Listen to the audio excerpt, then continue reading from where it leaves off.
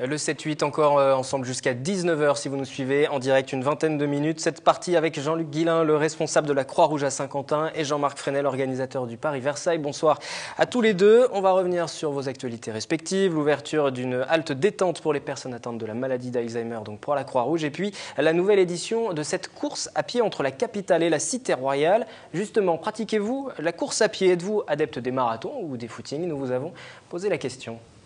Oui, je pratique un petit peu la course à pied parce que j'estime que c'est important pour le corps, tout simplement, que ça fait du bien. Et puis quand on est jeune, autant en profiter.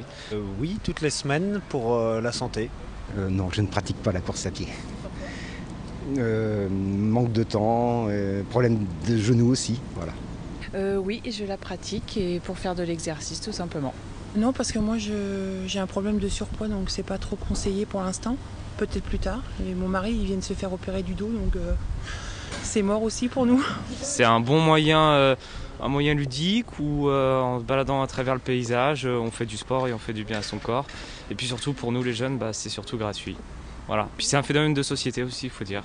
Malheureusement non, parce que je suis seule avec ma fille, donc je travaille, donc à mon grand regret, je ne peux pas faire de sport. Enfin, je n'ai pas le temps de faire du sport. Oui, je la pratique et ça me détend. Et puis ça donne une grande liberté, voilà.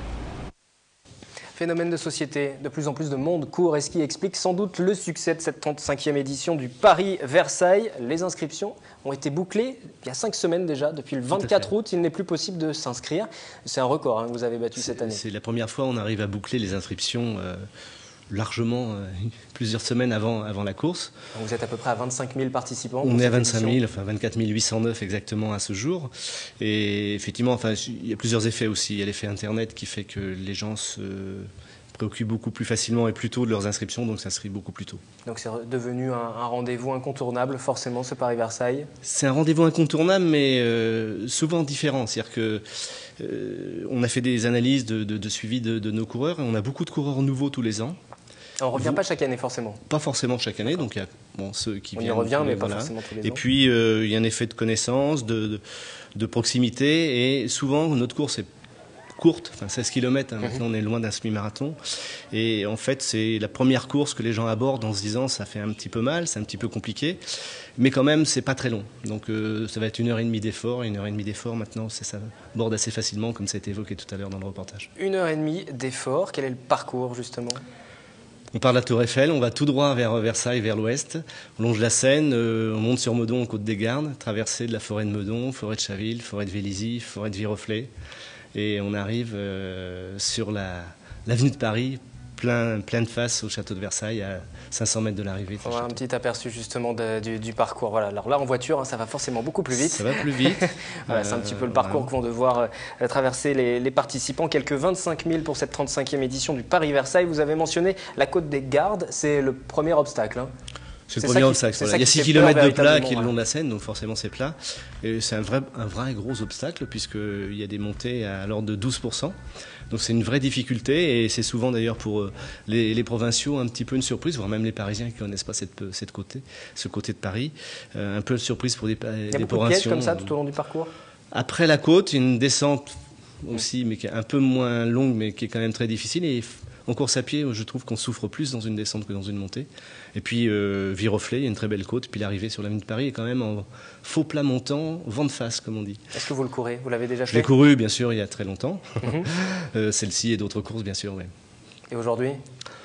C'est plus difficile? Un peu moins. J'ai fait quelques marathons et le dernier, j'ai fait plus d'1 an et j'ai un peu du mal à récupérer encore. Il y a 25 000 personnes qui vont participer. Bon, beaucoup viennent pour s'amuser, pour la détente, pour le loisir. Il y a aussi quelques champions, des athlètes, des champions qui viennent. Bien sûr, donc je pense qu'une course, une vraie grosse course, c'est les deux. C'est-à-dire qu'il y a forcément 25 000 coureurs anonymes auxquels il faut être très attentif, aussi bien sur tout ce qu'on peut leur apporter comme service.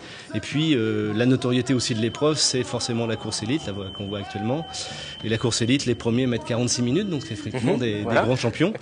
Notamment, j'espère qu'il reviendra pour gagner, c'est Abdelatif Mefta, qui est français, donc, et qui on l'a eu au téléphone cette semaine, et il a fait une très mauvaise performance à Londres, donc il aimerait bien effacer cette mauvaise performance. Il avait gagné il y a 2 ans chez nous. Qui sera présent, qui participe à la course. Alors vous l'avez dit, c'est la partie élite, ça veut dire qu'il y a plusieurs départs. Comment ça va se passer pour ceux qui veulent assister? Parce que maintenant on ne peut plus s'inscrire, c'est trop tard, il faudra attendre l'année prochaine.